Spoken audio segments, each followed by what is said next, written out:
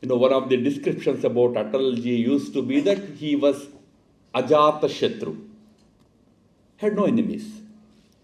It is actually a very rare distinction for a leader that there is nobody who hates him or who dislikes him. Maybe there will be people who oppose you, your policies, but still they like you. So Atalji presented that kind of a leadership example or ideal before the country. Governments will come, governments will go, parties will be formed, parties will be dismantled. But this nation should remain intact and its democracy should survive all the time. Variety of leaders who are born leaders, not born to the leaders. They are born leaders. Vajpayee's greatest contribution to India's democracy and its success. Namaskar. Incidentally, I was the one who delivered the first Atal Bihari Vajpayee memorial lecture, if I remember correctly, in this very same hall, or not here, NMKR. And I came back this time to deliver the sixth Vajpayee memorial lecture. Memorial lectures,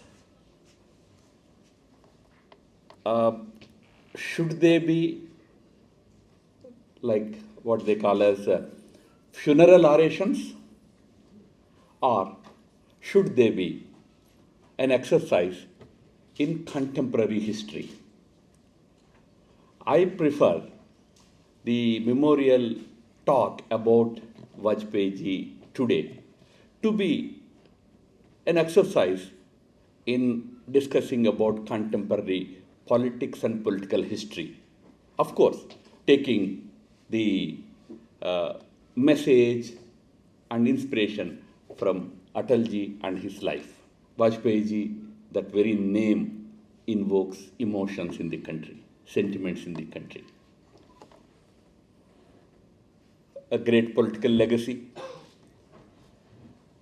We come across three types of leaders in the country, or rather in the world. Some are born as the siblings of the leaders. By virtue of being the siblings, they become leaders. More princelings than leaders.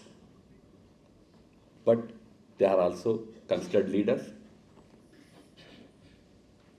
Dynastic leadership. One type of leadership is because of your birth in a particular family.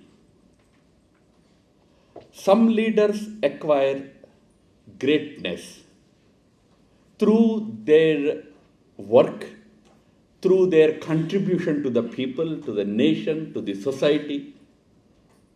They acquire that greatness which is remembered in their lifetime. But there is a third variety of leaders who are born leaders. Not born to the leaders. They are born leaders. Janmajat Neta. Their leadership comes from their very persona. You see them, you feel them. You listen to them, you feel them, their leadership. So Vajpayee ji belonged to this third category. He was born into a very ordinary family, as most of you probably already knew. Born into the family of a school teacher. Got into politics out of passion, not as any parental support, family support, no. In fact, not even out of passion. His passion was to work for the country, for the nation. He joined the RSS. He was a good poet, so he had all the qualities of a poet's heart that bleeds for the suffering of the people. He was asked to get into politics by the RSS leadership. That is how he got into politics. And over almost 7 decades of his political life, he had come out as one of the most respected, not just politicians, but statesmen of this country. He was a great statesman,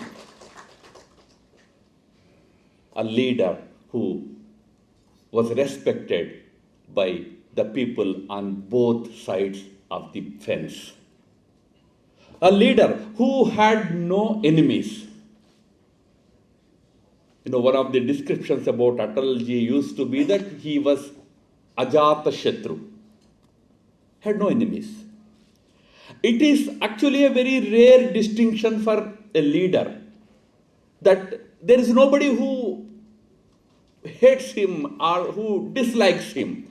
Maybe there will be people who oppose you, your policies, but still they like you. So Atalji presented that kind of a leadership example or ideal before the country. He used to be described as the Bhishma Pitamaha of Indian politics. So here, when we compare leaders with, Bhishma Pitamaha, whether it is Atalji or anybody for that matter, we must understand that this whole idea of a ruler should be the one who shapes, guides the nation in the right direction, leads the nation in the right direction. That is the whole understanding of our country, of our times. Kings should hold the time by its horns and mold it. People like Vajpayee represented that ideal. In Shanti Parva or in some of our other scriptures, there is this high expectation from the rulers. In fact, the standards that Chanakya or Kautilya, we call him, sets for rulers in Arthashastra, they are so daunting. So much so that a situation comes when Chandragupta says that, Baba, I can't follow all these rules that you are putting for me. In fact, at one point, Chanakya says you should marry the daughter of Seleucus, the Greek, that army commander. Chandragupta says, but I am married. Chanakya says, king has no choice of his own. For the sake of the people, for the security of the people, you have to marry. Then Chandragupta says, I can't follow you, I will become a Jain. But the point I am trying to drive home was we set very daunting benchmarks or rules for the rulers. We hardly find rulers following those rules. Power is seen as an entitlement today in politics. But not in our actual conception. We used to call our rulers Rajarshis. You are a king, but you have to be like a rishi. In Arthashastra, Chanakya's definition, that in the happiness of the people lied the happiness of the ruler. You don't have any happiness of your own. You can't, look for it at all.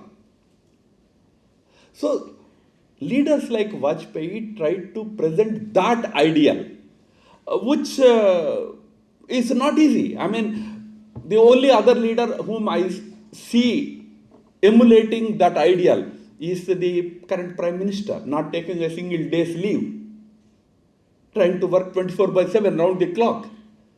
So that whole idea that rulers should be completely dedicated to the welfare and well-being, we called it Yoga-Kshema.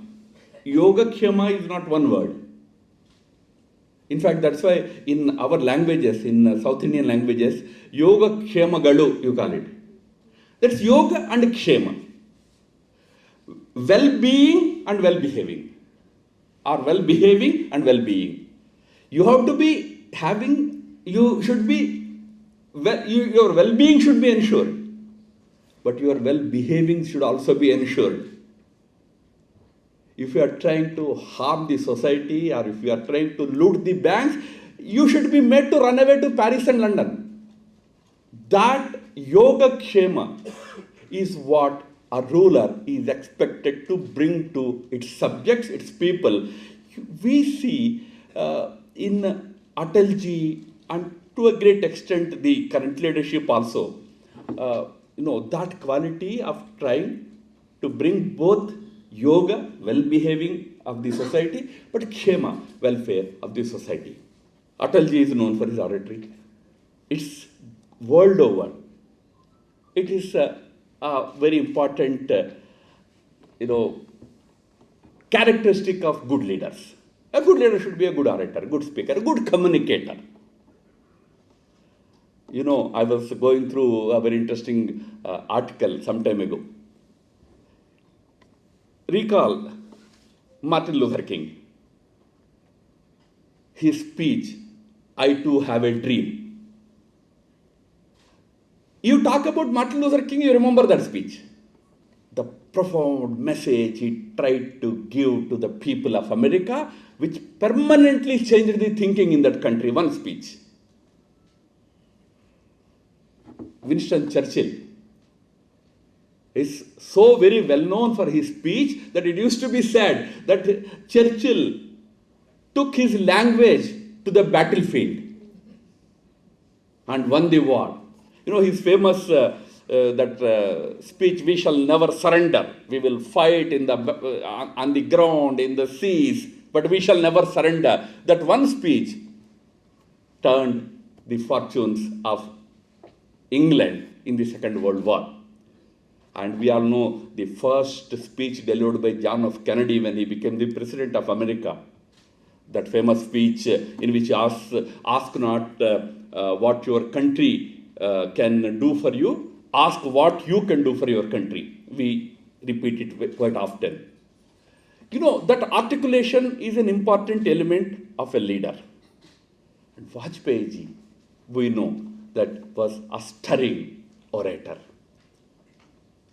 He would use the facility of his language to disarm his adversaries, win the most difficult battles. Arun Jaitley once described him as wordsmith. He knew how to play with the words, how to use the language to convey such important messages and have his success. One of the most important speeches of Vajpayee ji that everybody should remember forever. Speech that remained etched in the mind spaces of this nation permanently was the 1996 speech. Probably many of you may not remember that speech. Government was there for just 13 days. It could not muster the numbers. It collapsed. And Vajpayee ji gave the speech before demitting office, submitting the resignation. What a speech it was. And he says in the end,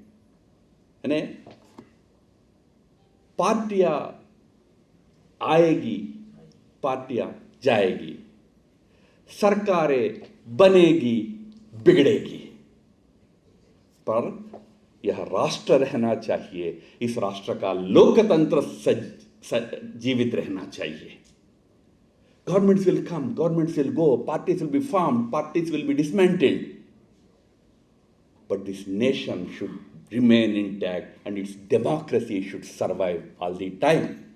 No, this kind of message to the whole country That's not just for power that we are here. It is here, we are here for the nation. This nation should remain. Its Loktantra should remain. That's Atalji. We are a great democracy. We are proud of our democracy, naturally. And here I must tell you that India's democracy is actually a product of the thinking of the leaders of our independence movement. In 1928-29, when we prepared our first draft constitution as a response to Simon Commission's proposals, it was at that time that Jawaharlal Nehru, young man, and Subhash Chandra Bose, both were good friends, together told the leadership that we shall be a democracy. When India was getting independence, Clement Attlee was the Prime Minister of Great Britain. Attlee sends a cable to Nehru, cautioning him that you are a country of poor people, illiterate people, you are jumping up and down, that you will have a democracy, but democracy won't survive in your country, it will become a mobocracy. It won't succeed. But Nehru replies that no, we have faith in the wisdom of our people, which Rajendra Prasad also reiterates in his final address to the Constituent Assembly, because in the Constituent Assembly also many people raise this question: is India ready for democracy? Because we are all illiterate people. We simply vote all sorts of attractions will influence our voting. Will it really become a good democracy? Rajendra Babu says, I have full wisdom, full faith in the wisdom of my uneducated village dweller. He knows what is good for him and for the country. And Ambedkar goes on to say that it is in our blood. Democracy is in our blood. He gives the example of Buddhist Sanghas, how they used to be elected on a democratic principle. So democracy as a model was the gift of the leaders of our independence movement. But what is democracy? Democracy means there is a ruling party, but there is an opposition party. There is a balance in the government system. That is democracy. Who brought that balance? It was Atalji. Atalji entered parliament as a young man in 1957. Those were the times of one dominant party, namely Congress. There was no other party. It was Congress all over. Communists, a small party, Swatantra party here and there, Ramarajya Parishad here and there, but otherwise no other challenger to Congress at the national level. In that scenario, Atalji entered the parliament, in his own words, with a motley group of MPs. He said it. In 1957, he was just 33 years old. But he quickly rose to a level, he acquired a stature in such a short time that in no time, Jawaharlal Nehru as Prime Minister, while introducing Vajpayee to a foreign dignitary, said, this young man will one day take my seat. It was Vajpayee who created a national alternative to Congress in this country. It was Janasangh initially, it became Janata Party, and today the Bharatiya Janata Party. But for that effort, we would probably be still living under the dynastic rule. Imagine there was no Janasangh, imagine there was no BJP. Could we have had an alternative to Congress in this country? It was Vajpayee's greatest contribution to India's democracy and its success. Within this lies the challenge of the times today. We also need a good opposition, which today doesn't seem to be existing. We jocularly say that when 2024 elections happen, Modi ji is going to, or BJP is definitely going to win again, with probably more seats, definitely more seats. What is the guarantee? Modi ji is the guarantee, Amit Shah is the guarantee, but also Rahul Gandhi is guarantee. You have an opposition which is the strength of the ruling party. The more you are there, the certain the victory of the ruling party. So we need good opposition parties also for democracies to survive. The lesson, the experience of Vajpayee ji's rise in politics is also that democracies function when there is a fine balance between a ruling party and a thinking, sensible opposition. In fact, I must say that Vajpayee's role as the opposition leader is actually an example for the present day leadership, present day opposition leaders. How an opposition leader should be. Okay, you, as a young man, like any opposition leader, you would criticize the government. Fair enough. I mean, even Atalji had sometimes very strong words for Nehru. He said, you are a split personality to Nehru, which of course Nehru was. He took strong jibes at him. One day he said, आपके सारे नीतियाँ उल्टा चलते हैं क्योंकि आप बहुत ज़्यादा शीर्षासन करते हैं. Nehru was very good at yogasanas. Nehru was very good in doing that शीर्षासन. He said in the parliament, Atal ji कि यार शीर्षासन ज़्यादा करते हो इसलिए पॉलिसी सारा उल्टा चलते हैं. But he epitomized parliamentary decorum, not like our opposition today. And when there was a need for opposition to stand by the government, Vajpayee was always there. Recall what happened during the Bangladesh war. Opposition led by Vajpayee stood firmly behind Indira Gandhi. In 1993, when Narasimha Rao wanted to send a strong leader to, Pakistan was doing a lot of mischief at the UN, spreading a lot of lies about Kashmir. Narasimha Rao needed a good leader who can articulate India's position strongly but convincingly before the international leadership. He found it in Vajpayee ji. So in 1993, Vajpayee led India's delegation to the United Nations. Nehru was number one enemy for Bharatiya Janata Sangh. A lot of opposition parties. But when Nehru died, Vajpayee ji delivered an impromptu obituary message in the parliament. I will just read out 2 paragraphs. It's in Hindi. उन्होंने कहा, सभापति जी, एक सपना था जो अधूरा रह गया, एक गीत था जो गूंगा हो गया. This he was talking about Nehru, whom he opposed all his life. एक सपना था जो अधूरा रह गया, एक गीत था जो गूंगा हो गया. गूंगा means it fell silent.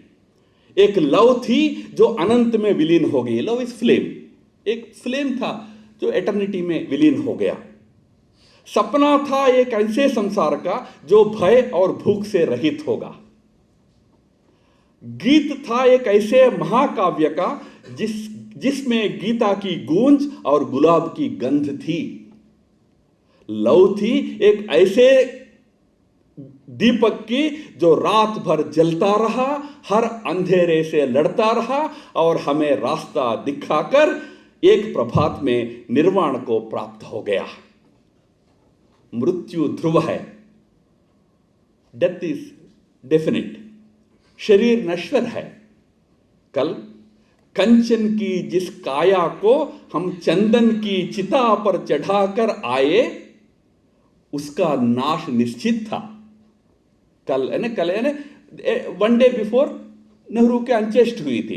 कल कंचन की जिस काया को, Nehru was gold coloured, his skin was gold coloured.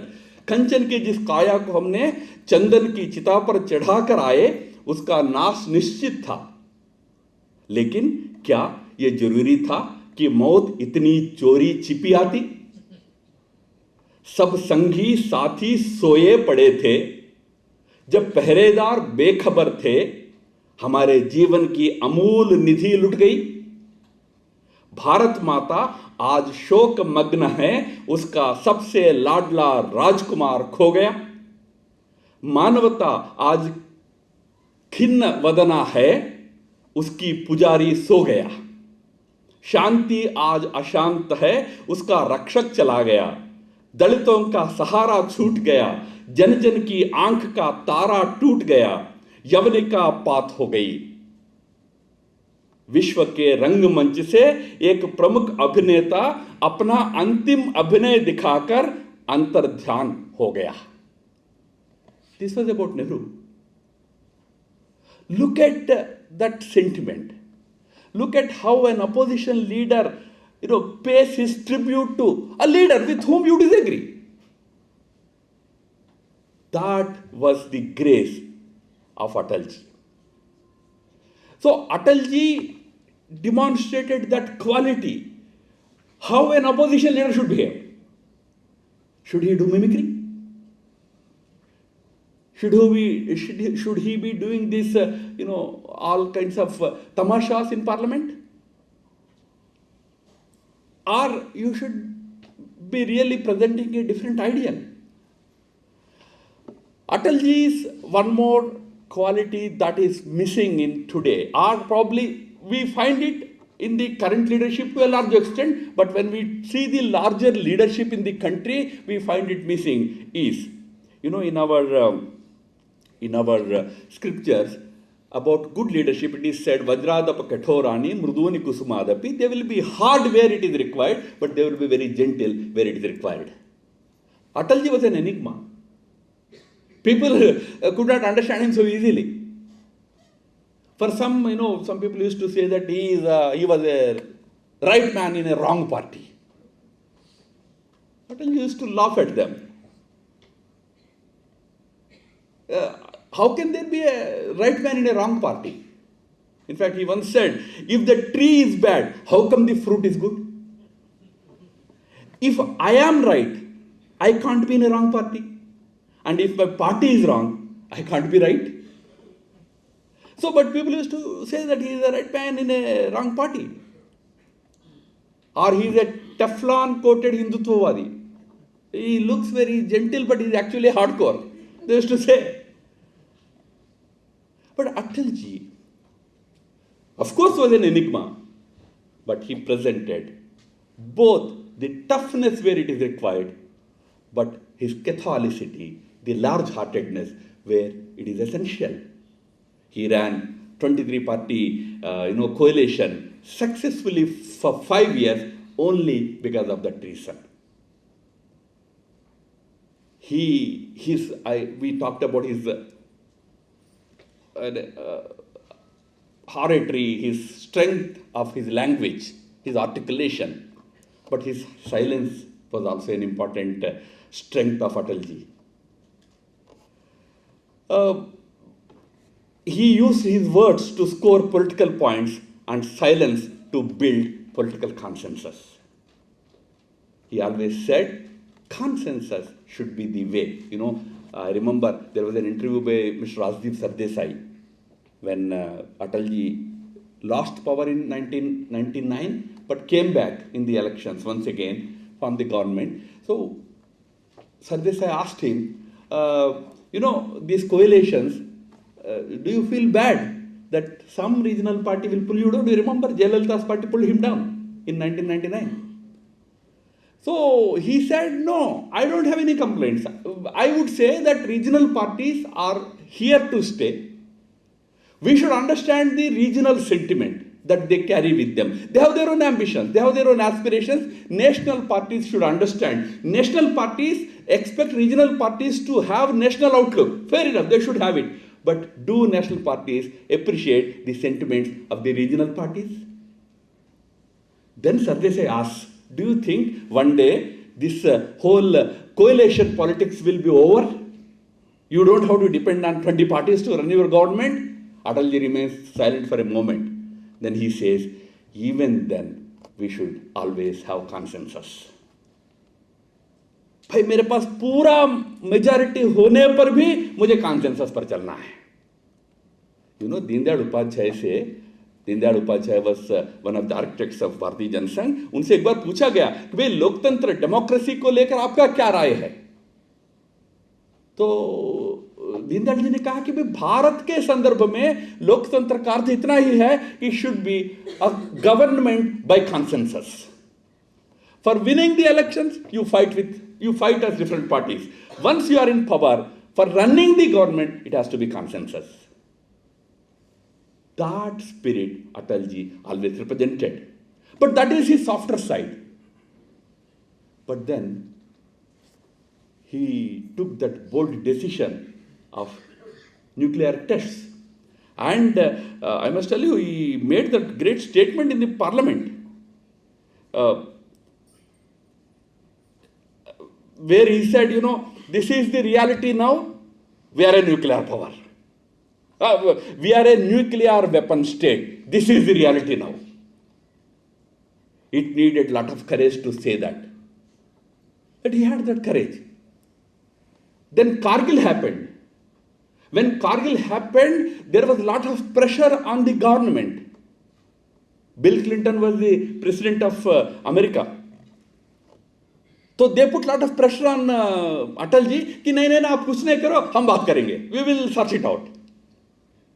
Atal ji told Bill Clinton, we will get them out one way or the other. In fact, Brijesh Mishra ने बाद में एक इंटरव्यू में कहा कि Atal ji toyed with the idea of using the nuclear weapon. Maybe, we don't know. Atal ji never said it. But that shows the other side of Atal ji. So you had a leader who demonstrated courage when required, but inclusive, accommodating, that large-heartedness on the other. So when we look at politics today, this is what probably we have to get from the life of Vajpayee, how we should behave as opposition, also how we should look at the whole issue of governance as a ruling party, as a party in power. He only used to say that, one day I will become an ex-prime minister, which of course he became in 2004. But I will never become an ex-poet. That heart of a poet kept him sensitive to the concerns, the needs and necessities of ordinary people. We all had such pleasant experiences to share about that leader. Always accessible, always friendly, always transparent. If he was fond of good food, everybody knew. It was not a secret. He did not have any split personality, something for the country, but something else within the four walls of the house. No, he was a transparent politician. But he was an open book. His life was an open book. Remember, all great leaders had their lives as open books. So was Atal ji. So for present-day politicians, these are some of the important, messages or inspiration that one can draw from Atal ji's life. Today, we are remembering him on his, 99th birth anniversary. Had he been alive, he would have been 99 today. And this is his 5th death anniversary. 5 years ago, he left Earth. So next year will be the centenary year of Atal Bihari Vajpayee. The real tribute to such a leader would be to understand this aspect of him, how an ideal politician should be, and how a politician really can evolve into a great statesman. Thank you.